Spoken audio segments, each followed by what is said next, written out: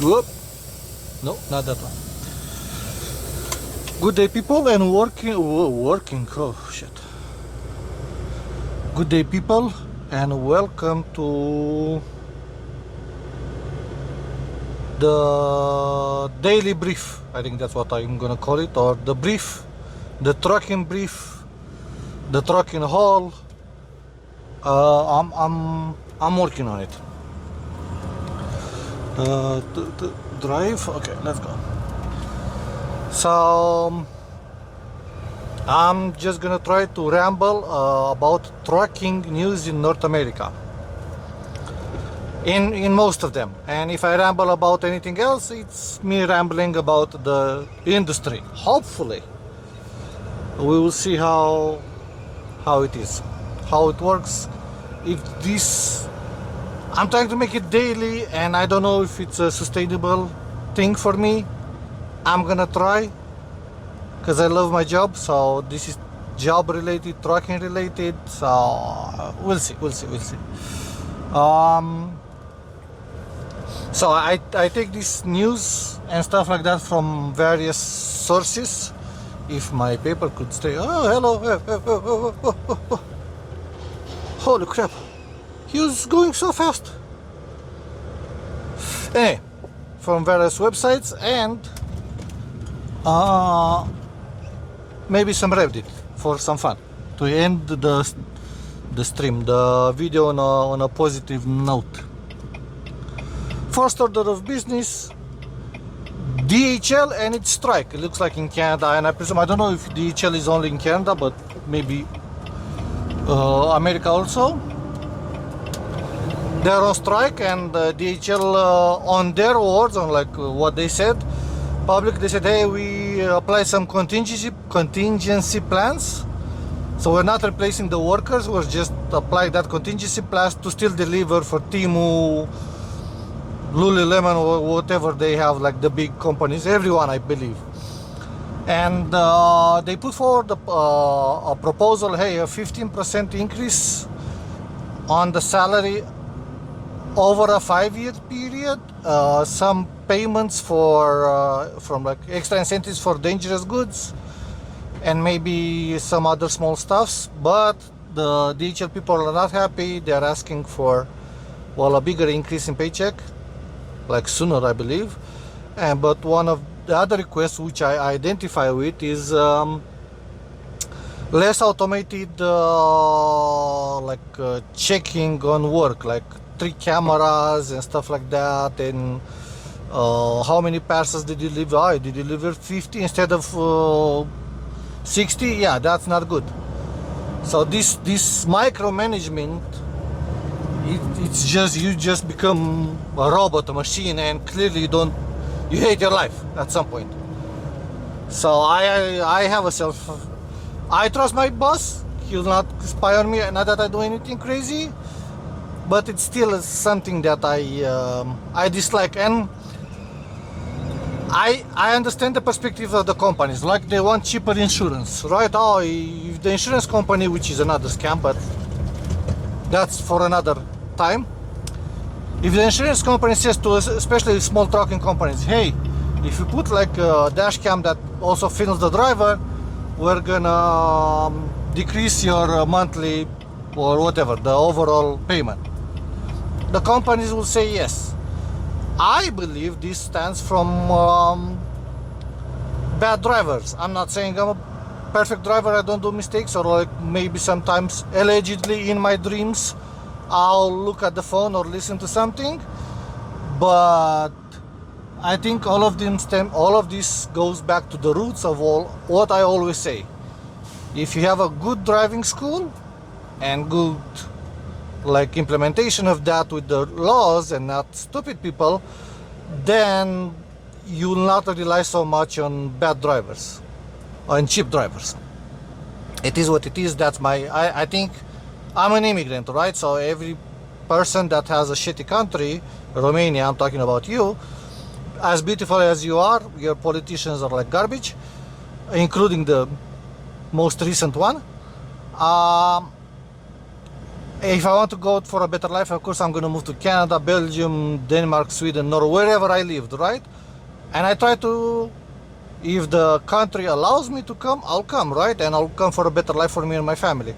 But then if the country allows me to drive a truck with, I don't know, 5 days of practice, well, that's on the country, right? And I'm going to take advantage of that. So I presume that I'm not saying it's morally correct. I try to integrate myself in Canada. I love Canada, I love the driving, I speak English, I speak French, but not all people are like that. And again, I think it's on the country mostly to do the things that they require. Anyway, so that's one of the news. DHL has a little bit of problem. I think they're like lying, but again, I do not know. When they say, we're not replacing, we're activating contingency plans, but well, if the contingency plans is to replace the drivers that are on strike, tough luck. Anyway, we'll see how that develops. Where do I have to? Oh no, I'm going straight. Sorry. Another piece of news that made me chuckle a little bit, but not in like in a nefarious way. So UNFI company, big company in America that handles like the groceries for Walmart and Costco, I presume, and stuff like that, has big contracts, has been hacked. And what happened to the guy? Oh, flat tire. And they cannot receive the trucks, or they cannot do like most of their systems are down. So for me, I was like, I went to these trucking companies and back in Europe also, and I saw they have like shitty systems. Even the bigger ones, maybe Amazon, because Amazon they have good systems. Most of the others, not so much. Especially just a trucking company, right? Because if you speak, DHL is not just a trucking company. DHL has multiple. Anyway, so they contact law enforcement. So I presume, I don't know how. I presume they have like a safety IT guy, and they noticed something. And I'm looking at the hackers. What did they want to hack to, like ransomware, or just hack? Yo, wake up! Yeah, drive.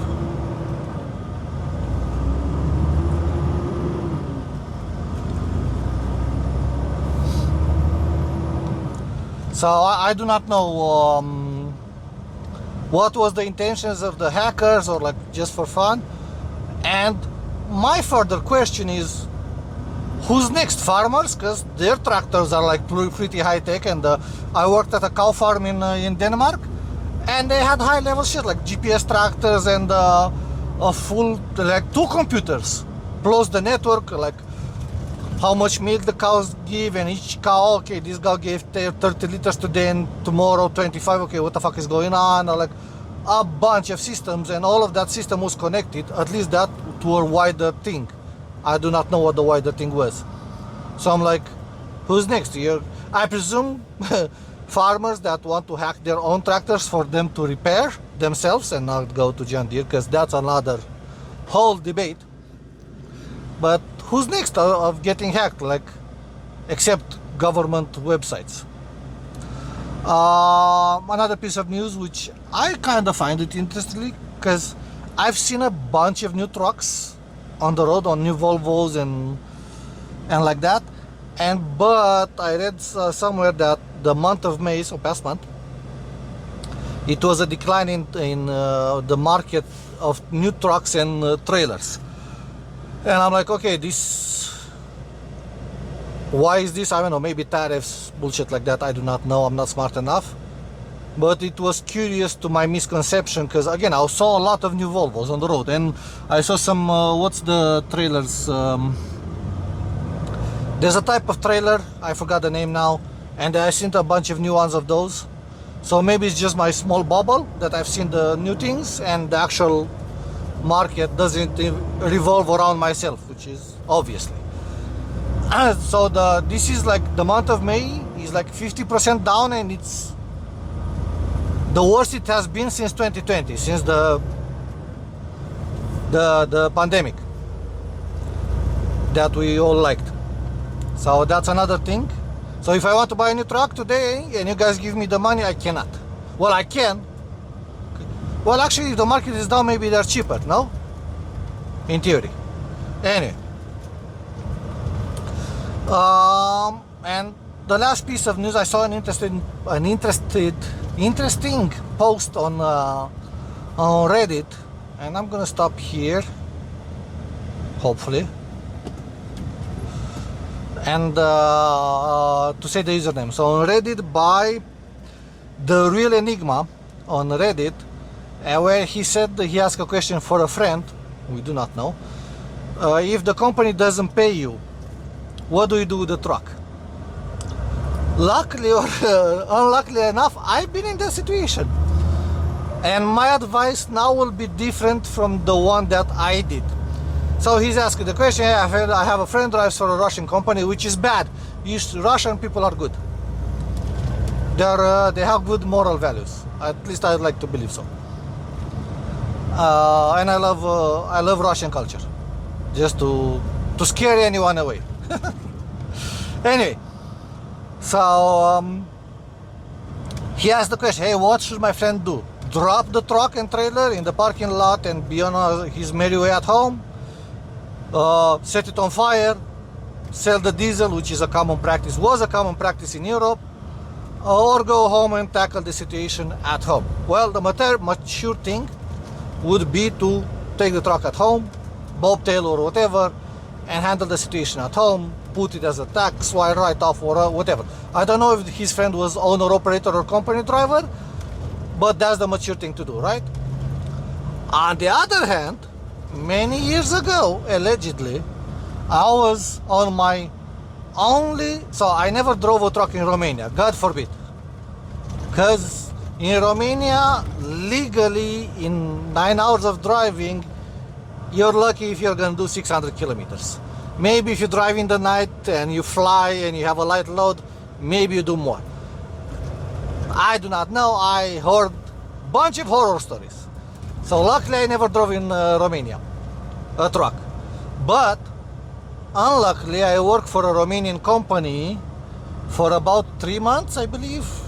April, May, and 2 months and a half. And this Romanian company had their own tractors, but they were pulling trailers and stuff like that for a company from Netherlands. The company from Netherlands really liked my work. I took care of the truck was clean, I did silo, liquid containers and stuff like that there. But the Romanian company forgot to tell me that the away time, so as long as I'm working in the Netherlands, like I'm in the truck, I'm gonna get like a weekly allowance, and a full monthly paycheck I'll get back once I go back to Romania, and we talk about how much fuel consumption did I do and stuff like that. And I said, okay, sure, let's go with that. It was already a red flag, right? So then one of the guys that I met there went back to Romania and he stayed 4 months.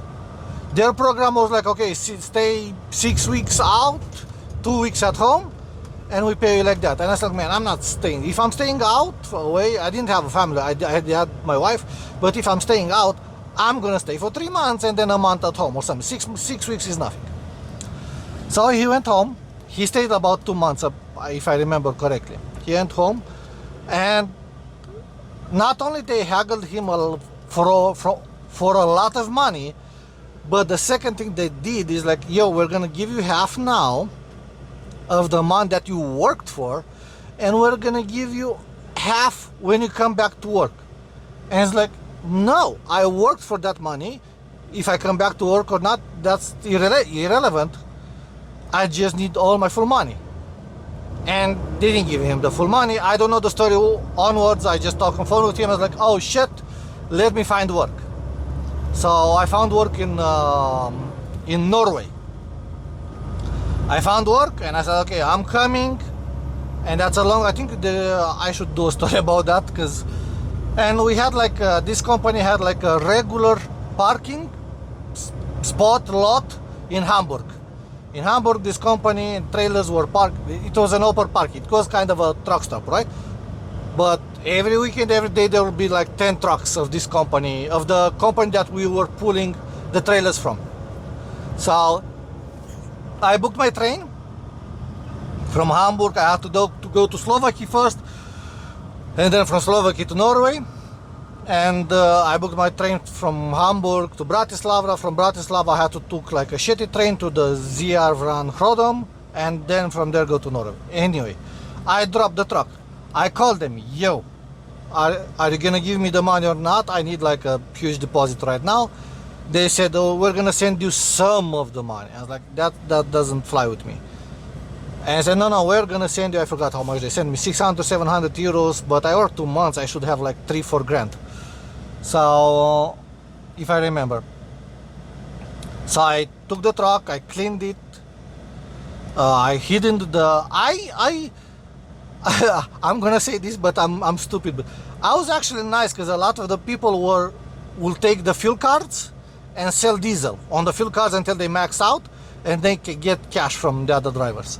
So sell the diesel for cheap. I didn't do that. I just left their truck in the parking lot, and I went to the shop that was in the truck spot. Hey, this is the truck there. This is number plate. Blah blah blah. I'm gonna go visit the city. This is my number. This is my boss's phone number. I lied, but just for the truck stop to know. And I talked with one of the other drivers that was there and said, hey, look, I'm leaving the truck here. I'm gonna go in the city because Hamburg, very nice to visit, blah, blah, blah. Would you watch out for it? Yeah, don't worry. Lied to that guy also. So I left, and once I was in the train, I called my boss, yo boss, your truck is there, the keys are there, the fuel cards are there, the truck is clean, good luck and have fun. They were pissed, obviously, and somewhat understandingly. But I'm like, I'm a nice guy, but when I flip, I don't give a shit. I have like a high ceiling, but when you get me angry, then fuck you, then we're done. So they threatened me with police and stuff like that, but they had nothing, because the contract wasn't, like, we signed like the receiving of the truck, but I had both copies, so good luck to that. Anyway, not a nice thing to do. For me, it was like, bro, you're gonna scam me out of the money, fuck off. So that's the story on Reddit. A lot of people were like more mature on Reddit, and the guy posted an edit. Hey, thank you for all the comments. I told my friend to just bring the truck home, and we'll figure out from there. So that's what was a bit of a rant and a story. I'm sorry, but that's about it for today. Hopefully tomorrow will be more interesting news from the trucking world. Have a lovely day and stuff like that, and talk to you on the live stream a little bit later. Peace.